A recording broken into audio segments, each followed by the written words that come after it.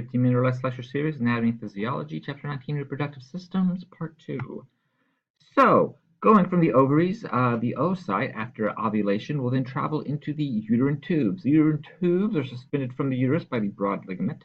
The initial sort of cone-shaped beginning of the uterine tubes is called the infundibulum, and there are various finger-like projections coming off the infundibulum referred to as fimbriae. The lining of the fimbriae and the infundibulum and uterine tubes as a whole are ciliated cells. The beating of the cilia help to gently carry the secondary oocyte down along the uterine tubes toward the uterus. Fertilization usually occurs in the uterine tubes. The uterus is sort of pear-like shaped structure. The upper two-thirds is referred to as the body. The lower third is the cervix that then pushes slightly into the space of the vagina.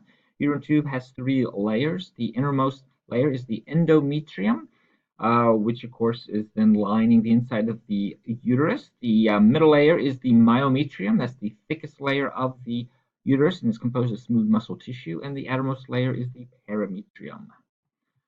Cervical cancer starts as a cervical dysplasia where the cervix shape or the growth or cells in it sort of becomes abnormal. Sometimes this will then return to normal on its own. Sometimes it will progress to cancer. So that is why when a woman goes to the gynecologist, they need to get a pap test, which then can test and look at the cells to see if they are abnormal or not. The vagina is a fibromuscular tube, extends from the uterus and opens to the outside. It conveys uterine secretions out, receives the penis during sexual intercourse, and serves as the birth canal. The vagina also has 3 layers. It has the innermost mucosal layer, lining the inside or space of the vagina, the middle muscular layer, which is much thinner than in the uterus, and then the outer fibrous layer. Vagina's opening is often partially closed by the hymen, which is actually an extension of the mucosal layer. The vulva is the external genitalia of the female reproductive system, includes the labia majora, labia minora, the clitoris, and vestibular glands. Labia majora, or the outer folds, enclose and protect the external reproductive organs. It corresponds loosely to the male scrotum, has pubic hair on it, and reaches all the way up to the anterior region where it comes together, and then directly past that is a mound referred to as the mons pubis, where there's usually additional adipose tissue deposited. The labia minora is flat longitudinal folds between the labia majora. These are hairless, pink, with lots of blood vessels, and helps to form a hood around the clitoris. Clitoris is a massive erectile tissue, the anterior end of the vulva, and corresponds developmentally to the penis. The vestibule is a space enclosed by the labia minora, which includes the vaginal opening and the external urethral opening, which are 2 separate openings, and also some vestibular glands that can provide lubrication during arousal through the production of mucus. The female sexual stimulation can lead to the erectile tissues engorging with blood, including the clitoris and the vestibular bulbs, which are a little deep and go around the opening to the vagina. And they do this in response to nitric oxide. Vestibular glands will secrete mucus, and during the orgasm, the muscles will rhythmically contract. Mammary glands produce and secrete milk after pregnancy. They are located in the breasts, and they have a nipple, a darkened tissue structure where there is darkened skin called the areolar, and the nipple itself is the tip that has the openings for the lactiferous ducts so that milk can be secreted. The mammary gland has many lobes, referred to as alveolar glands, and they all attach to lactiferous ducts that lead to the nipple. Breast cancer, second leading cause of death from cancer in women after the age of 30. Often they are screened regularly when you get to a certain age via mammography, which is a very sensitive type of X-ray. And should someone get breast cancer, there are a variety of treatments out there, with the most extreme and least common, the radical mastectomy, where the affected breast is removed, as well as underlying pectoral muscles and axillary lymph nodes. All right, hormones involved in the female reproductive system. Well, of course, it all starts with the hypothalamus, which then controls the anterior pituitary gland, which then controls the ovaries. Around 10, hypothalamus will secrete the gonadotropin-releasing hormones, which will then stimulate the anterior pituitary gland to secrete luteinizing hormone and follicle-stimulating hormone, which will then enter the bloodstream and reach the ovaries. The ovaries, one thing they will do is produce the hormone estrogen. Actually, there's many estrogens, but we'll just say estrogen. In response to follicle-stimulating hormone, these will then enter the bloodstream and cause secondary characteristics to develop in the female: breast development, adipose tissue deposition in various areas, increased vascularization of the skin. Also, androgens produced by the adrenal cortex are similar to testosterone, and they will lead to the broadening of the woman's hips. So follicle-stimulating hormone gets released, goes to the ovary, stimulates maturation of primordial follicles and production of estrogen. Luteinizing hormone stimulates the meiosis, ovulation, and maintains the corpus luteum. The estrogens go in the bloodstream, lead to all the various secondary characteristics in the girl as she goes through the transition in puberty to become a young woman. Female reproductive system has a female reproductive cycle with two main components: the ovarian cycle, what's going on in the ovaries to lead to the release of the oocyte, and the uterine cycle, which is what's going on in the uterus. And these two things need to be tightly coordinated so that the uterus is ready for implantation when the oocyte, if it's fertilized, makes it to the uterus. So ovarian cycle, follicle-stimulating hormone starts the process as having a primordial follicle become a primary, so continue to develop into the preantral or secondary follicle, and then the mature. Then a spike in the amount of luteinizing hormone leads to ovulation, release of the oocyte, which then goes into the uterine tube. And then the luteinizing hormone causes what's left of the mature follicle to become what's called the corpus luteum, and that stays around for about 2 weeks. The corpus luteum will then produce estrogens and progesterone, and the progesterone's important job is to prevent the start of the next ovarian cycle, because we want to give a chance for the oocyte to get fertilized and implanted in the uterus. So, hypothalamus controls the anterior pituitary gland, which controls what's going on in the ovaries by the production of follicle-stimulating hormone and luteinizing hormone. It all starts with follicle-stimulating hormone causing a primordial follicle to develop into a mature follicle. In this process, you have estrogen being produced, ovulation from a spike in luteinizing hormone, and then the luteal phase, where the corpus luteum is present and is producing estrogen and progesterone. Although if no pregnancy occurs, it will eventually degenerate into the corpus albicans and start the cycle over again. Menarche is the monthly changes in the uterine lining that leads to the menstrual flow, which is a shedding of the endometrium, the inner line of the uterus.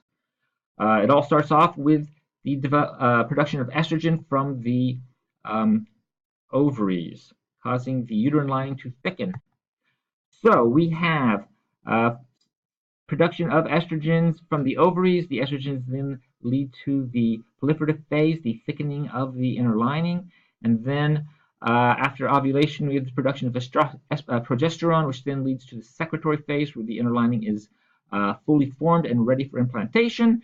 And if no implantation occurs, then the ovaries will stop producing high levels of estrogen and progesterone, and the uterine lining will be released via menstrual phase. So no or low estrogen, you have the menstrual phase, the shedding of the inner lining, then the proliferative phase when there's estrogen being produced by the ovaries, and then the secretory phase when progesterone is also being produced by the corpus luteum in the ovaries. So what you have is the anterior pituitary gland controlling what occurs in the ovaries, and then the ovaries controlling what's going on in the uterus, so that these two functions can be tightly coordinated. If implantation occurs, then the placenta will produce the hormone chorionic gonadotropin, so human chorionic gonadotropin. This extends the life of the corpus luteum for a few months. This is important because we don't want the cycle to restart and have the inner lining shed if there is an embryo developing. When a woman tests to see if she's pregnant, they're actually testing for this hormone. All right, menopause is the end of the woman's menstrual cycles and the reproductive phase of her life. Usually occurs during middle age. Leads to a decline in estrogen. Birth control, voluntary regulation of the number of offspring produced. Ways to do this: avoid fertilization or prevent implantation. So, of course, abstinence is the best way or most effective way. Methods include coitus interruptus, where the male removes his penis before ejaculation. This is not very effective. The rhythm method, where they try to have the couple tries to have sex only when the female is not ovulating, when it's not possible for her to become pregnant. Again, not very super effective. Mechanical barriers: the condom, male or female condoms, the diaphragm, the cervical cap that prevents the sperm from going into the uterus. Chemical barriers, various creams, foams, etc. They are toxic to the sperm. Barriers are pretty effective. Creams aren't so much, but usually are used with the mechanical barriers. Combined hormone contraceptives, the pill, very, very effective. And then uterine devices, which is placed in the uterus to cause inflammation of the uterus and also is toxic to the sperm, also very effective. Surgical methods: sterilization, extremely effective. Vasectomy or tubal ligation, vasectomy in males, cutting the ductus deferens, tubal ligation in females, cutting the uterine tubes. Abortion, premature expulsion of the products of conception. This can be spontaneous, aka miscarriage, or it can be induced. It can be induced by the abortion pill, which can trigger release and sloughing off of the uterine lining up to 9 weeks into the pregnancy. Vacuum aspiration, dilation, evacuation, both ways to remove the developing embryo. Right. Sexually transmitted disease. This is curable. Chlamydia is a bacterial infection, can lead to all kinds of growth on the outside or around the external genitalia, can lead to a nasty mucus production, can be asymptomatic, so you can be infected and not realize it. Gonorrhea, another bacterial infection that can be cured. Has to be discharged of the mucus, can occur in the mouth, throat, the genitals, rectum. When a woman is giving birth, if she should have gonorrhea, it's possible to be transmitted to the infant's eyes, leading to blindness in the infant. Nowadays, they test for this sort of thing, so that doesn't happen. Syphilis is curable early on. It's a bacterial infection, starts off with little painless cankers. Then the person is fine, the canker goes away, and then they get nasty rashes, and then they're fine, and it goes away. But then that means the syphilis has reached the tertiary stage, which means it's going to affect all kinds of tissues throughout the body, and that will lead to death of the person. So if you suspect you have syphilis, get it treated early on. Genital herpes, a viral infection. It is incurable. It can be in the mouth, the rectum, around the genitals. These are these painful blisters that then go away periodically. Genital warts are little warts forming on the external genitalia. Sometimes it can actually spread to other areas in the body. And we now have a vaccine to prevent some forms of this viral infection because it has been linked to cervical cancer. And by giving girls before they become sexually active, this vaccine, it has actually decreased the amount of cervical cancer that's occurring in women. Pregnancy, when the oocyte is fertilized into the zygote, it divides many, many times, forming this ball of cells. It's actually this ball of cells that implants into the lining of the uterus and begins forming the placenta. Here's a 7-week-old embryo with the placenta, the amniotic sac. Before conception, the uterus is about the size of a fist. As the pregnancy goes on, the uterus will actually grow and become larger until finally it actually can reach all the way up to the xiphoid process of the sternum. So you can see the organ has to get huge in comparison to what it started out as to make room for the developing embryo and fetus. Childbirth. First, the infant needs to be positioned so that its head is facing the vagina. Then you have dilation, the cervix dilating or opening up so that it'll help allow the infant to leave via the expulsion process. And then finally, after that has occurred, the placenta itself also needs to be released.